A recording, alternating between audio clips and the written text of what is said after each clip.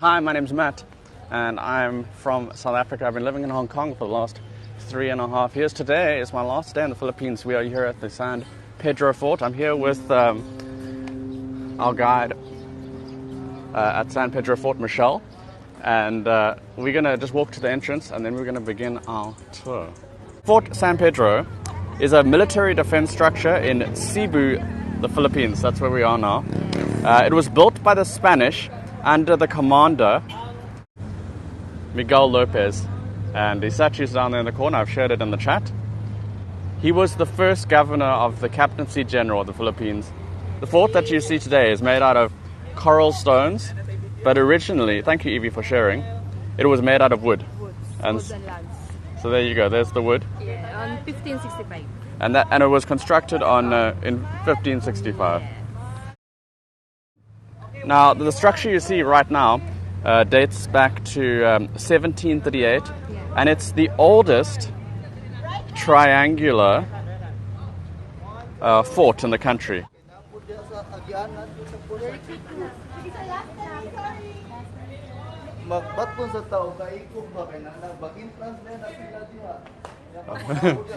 So let's talk about the. Oh, so here we've got some pictures from the past. This is the picture I shared with you. So this is a drawing. This is the picture I shared with you earlier.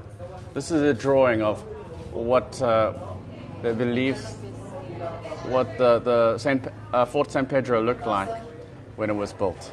The first European to arrive in the Philippines was Ferdinand Magellan. He came here and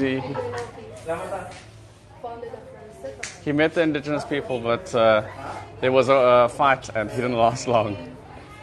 And this is Miguel López, who founded the first Spanish settlement. So after Ferdinand was arrived and then died, the Portuguese didn't come back.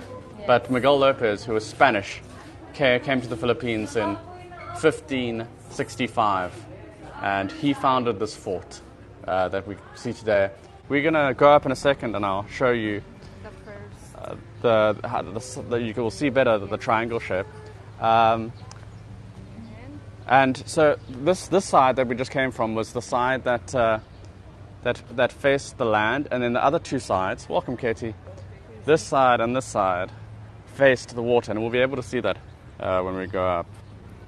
In total, the inside area of the fort is 2,025 square meters, or 21,800 feet. And the walls here that you see are 6.1 meters high and 2.4 meters thick, or 20 feet high and 8 feet thick. So it was definitely a stronghold and safe from attack. And there are also some towers. I'll see if I can show you. We will go visit the towers now and I'll tell you about them. But before we do that, we're going to go to the wishing well and get some good luck.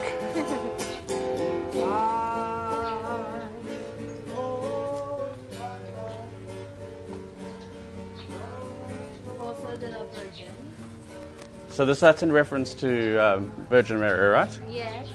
And we've got a very deep well down here. And I've got some coins that we're going to throw down. So let's make a wish. And To dream come true. so this used to be the hospital during the Philippine Civil War. Yes. And when did the Civil War take place? 1890. 1890? Yes. Oh, wow. And after around 2008, this is we call the museum already. There are a lot of documents there. Okay, well, so now This is closed. Now it's closed, but it was part of the museum, and before that, a hospital.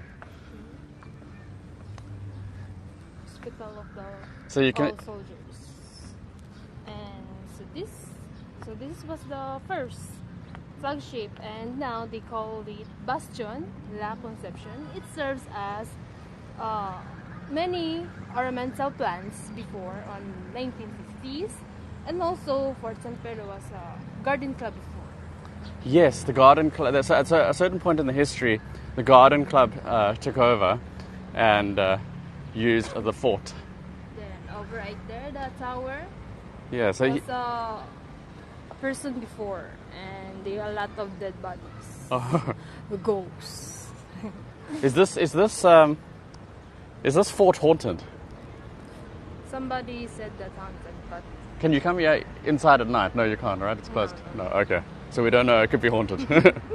There are 14 cannons mounted around the Fort San Pedro. that was an original cannon. Yeah, these are the original cannons. And do these ones date back to 1565? Wow. So the wood, so this structure used to be completely made out of wood. Yes. The wood never survived. Yes. But the cannons are still here from 1565. Wow. Yeah, so this is the area that looks out to the land. So the one side of the triangle looks out to the city of Cebu, and then the other two sides of the triangle look out into the ocean. Now the ocean has receded, but we're going to walk now to the other side, and you'll be able to see the ocean. It's gone a little bit backward, and in the background you'll also see Macatan. That's currently where you can find the. This statue was Antonio Pigapita, the eyewitness of Ferdinand Magellan. Oh. And he also discovered a book here in Cebu City. Oh, okay. We don't have a good angle of him. So we've got a really nice overview of the. You can see the triangular shape here of the fort from above here. Yeah, just to everyone that's joined, this is Michelle. She's a local guide here at the fort, and she'll be taking any questions you have. Oh, Andy says, "Kamusta, Michelle?" Kamusta? How are you? How are you to find out? I'm fine, thank you. In the past, the water would have been literally right outside, and that's why it was such a good fort, because you had two sides that could protect. It was protecting outside and for the enemies, that are coming in to the bay. Now I'm just gonna show you where the water is now. There it is in the distance. Can you see? It's like, and then if you can see, there's a piece of land further in the distance. That is Macatan. That is where the first Portuguese fight together with Lapu-Lapu and Ferdinand. Yeah, that's where that was the battle between the people in the Philippines when the first European landed from Portugal, Magellan. His name was Magellan. That's where they fought. That's where he died, and that's currently where the airport is. Why is the water so far from the fort? It's just it has moved over time. Yeah. So we're going to talk a little bit about the history. So in May, the 1st of May, 1898, there was a battle of Manila Bay, and the Americans were involved in this battle, and won. They declared victory, and that marked the end of the Spanish era in the Philippines.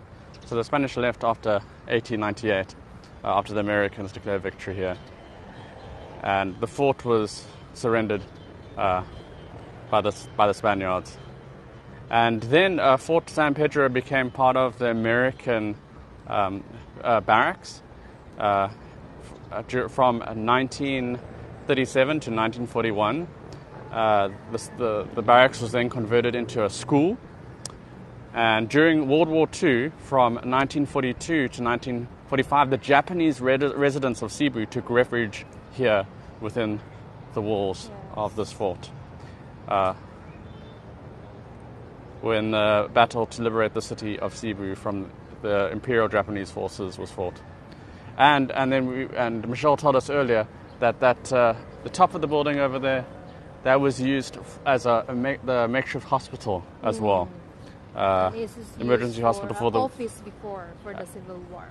Yeah, so that side, that area was we call that Cuerpo de Guardia. There are a lot of Guardia before, around 5,000. So this has been used for a lot of things. At one point, they wanted to use it as a zoo, But unfortunately, that didn't happen, right?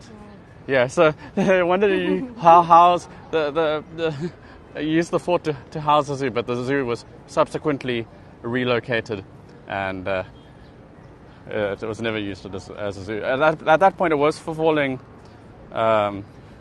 into disrepair. Now, after 1950, the Cebu Garden Club took over, and they fixed the inner part of the fort and converted it into a miniature garden. Now, by 1968, the facade and the quarters and the walls and the original structure, the original stone structure, were like completely obliterated. And then, to be honest, there were only the towers that were really standing. It was just completely. It had seen so many wars and confrontations, and so plans for restoration were started. And they wanted to restore the fort to as close as to the original as possible, and that's why they used. And we're going to have a look. I'm going to have a look, see if we can find them. They try to use coral stones. Yeah. So here you can see. I think there's some really good. Here you can see. This is a perfect example of. Happy New Year, David. So here you can see a perfect example of the coral stones. I'm going to just move the camera a bit again, and there you can see, because you have to use the building materials that are around you, and this is what they used originally when they first built the fort in 1565. It was made out of wood, and then they replaced it, made out of stone, and then when they restored it again, they restored it with the stone, that same stone, the coral stone that you find here. Kathy says, would that damage the coral reef? I think they didn't take coral from the reef. It would have been coral like that had that it's not living. It wouldn't be living coral. Yeah, it's like dead coral that that builds up on the sea floor.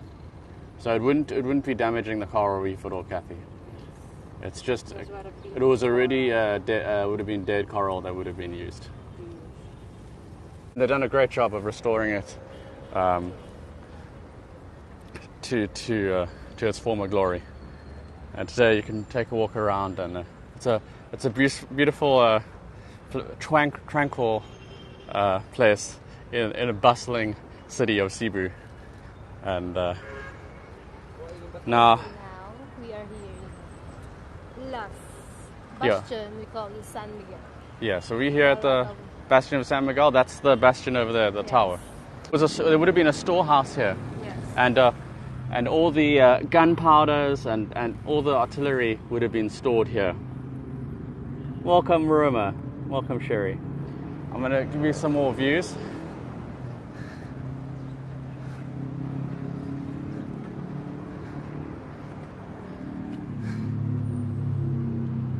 Welcome, Santosh. I hope you had a good tour today.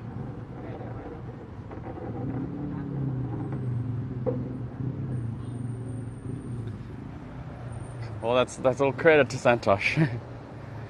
Okay, there we go. So I just want to tell you something quick. So if we were to go down this road today, when I took you to the church, the Bacleon Church, one of the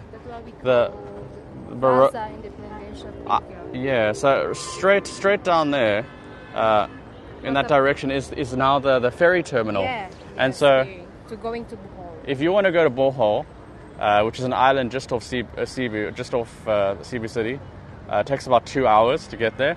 You just walk down this road, or take a taxi down here, and you can catch a 2-hour ferry to the beautiful island of Bohol.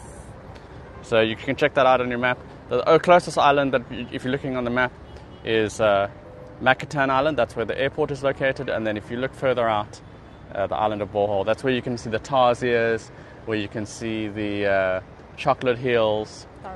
And we're gonna.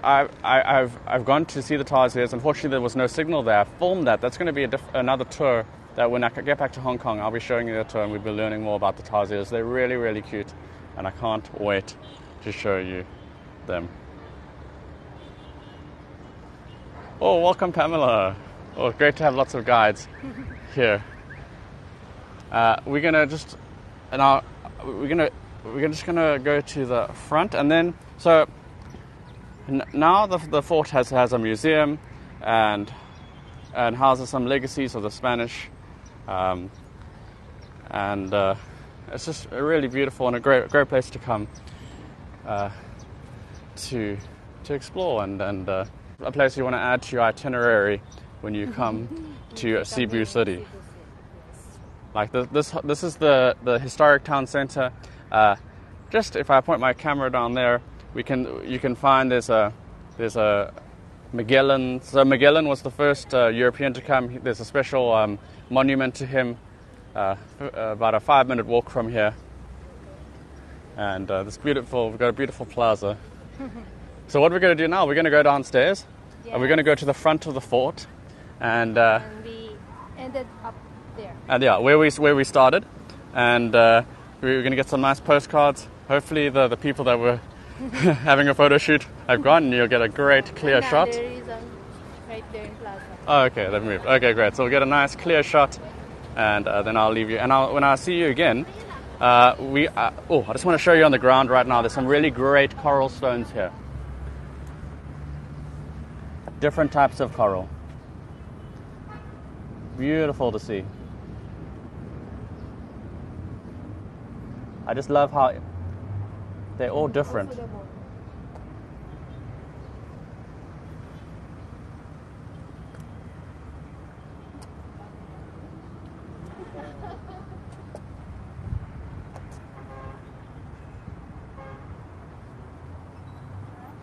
So that's really amazing to see. The one also was a coral stone.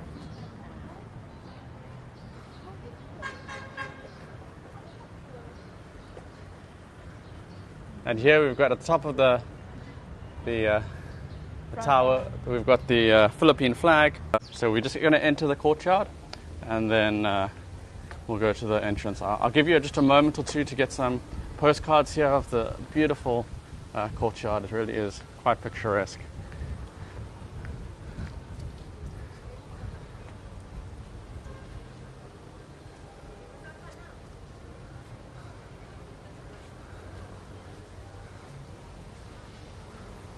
Oh, Laurie says, I had no idea that the Spaniards had a presence in the Philippines. Yeah, the Portuguese almost had a presence, but when they first sent their first explorer, he was murdered, and then they didn't come back, and the Spanish came instead. So, thank you so much for joining us.